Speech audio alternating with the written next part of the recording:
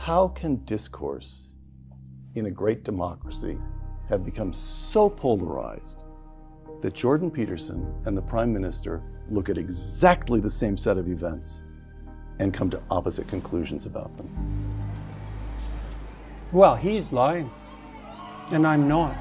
So that's a big part of the issue. I don't believe that he ever says a word that's true. From what I've been able to observe, it's all stage acting. He's crafted a persona. He has a particular instrumental goal in mind, and everything is subordinated to serve that. Why? So, what's the motivation? The same motivation that's generally typical of people who are narcissistic, which is to be accredited with moral virtue in the absence of the work necessary to actually attain it. Would you let me talk to her for a moment? Don't call me that, please.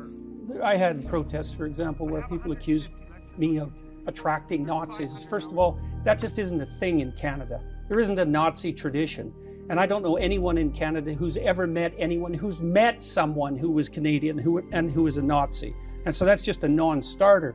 And so when that sort of thing gets dragged into the conversation, right off the bat, the Canadians shouldn't be subjected to the inherent violence of a swastika. First of all, it's not even obvious what that swastika was doing there.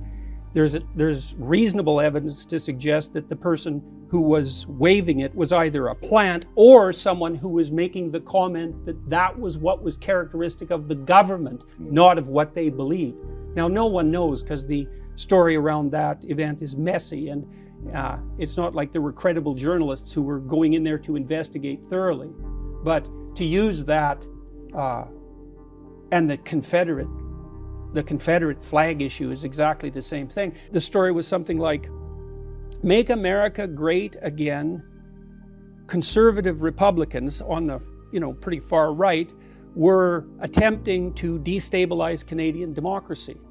And so my question was, well, what makes you think they care, first of all, about Canada and its democracy? And second, why in the world would they possibly do that? You need a motive for a crime like that. And that was at the same time the CBC was insisting, the Canadian Broadcasting Corporation, which is subsidized by the Liberals to the tune of $1.2 billion a year, was insisting that most of the money that the truckers raised was foreign financed. If it wasn't the bloody Russians, then it was the American conservatives. And so that all turned out to be a complete lie. And so, fine, it's Republican right-wingers trying to destabilize Canadian democracy. Why? No one has an answer for that, because what's in it for them? And then, okay, 3 days later, the Emergency Act was lifted. And I thought, okay, now what are they going to make of that? What could possibly be the rationale for that? And the rationale was, well, that just shows you how effective he was. We had this coup ready to go that was financed by Americans, apparently, and our Prime Minister acted so forthrightly that we only needed to be under the strictures of the Emergency Act for 3 days. It's like, okay, I don't even know what sort of world I exist in where those things are happening. So, and then Canadians, why do Canadians buy this to the degree they do?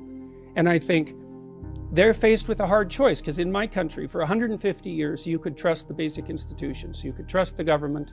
Didn't matter what political party was running it. You could trust the political parties, right from the socialists over to the conservatives. The socialists were mostly union types, and they were trying to give the working class a voice, and honestly so. You could trust the media. Even the Canadian Broadcasting Corporation was a reliable source of news. None of that's true now, and so Canadians are asked to make a hard choice, or were in the truckers' convoy situation, and the choice was, well, either all your institutions are almost irretrievably corrupt, or the truckers were financed by right-wing Republican Americans. Well, both of those are preposterous. You might as well take the one that's least disruptive to your entire sense of security. And so I think that's what Canadians did, mostly.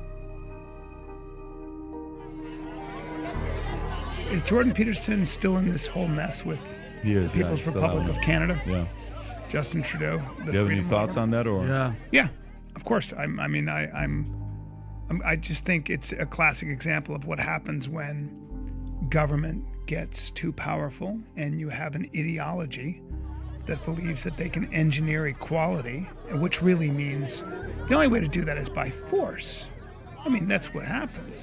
If you're gonna enforce your what you believe to be true because you figured it out for all of us. I can always tell when people don't really have good ideas when they refuse to debate or they try to silence you. That's always a good indication when they're afraid to actually open themselves up and maybe realize that their ideas aren't fully formed. Maybe there's a better idea out there and all that. But that, Justin Trudeau's not interested. What is actually happening with he's Jordan being Peterson? he's being asked to take a Not asked, social forced. social media re-education program. Like how a mea to engage. culpa of sorts? No, he apparently the board of psychiatrists in the gutless board of psychiatrists in Canada is basically being told that they basically said you will lose your license if you don't take our course, and you have to pay for it, and then we'll tell you when we think you're better. It's an outrage. This is what happened in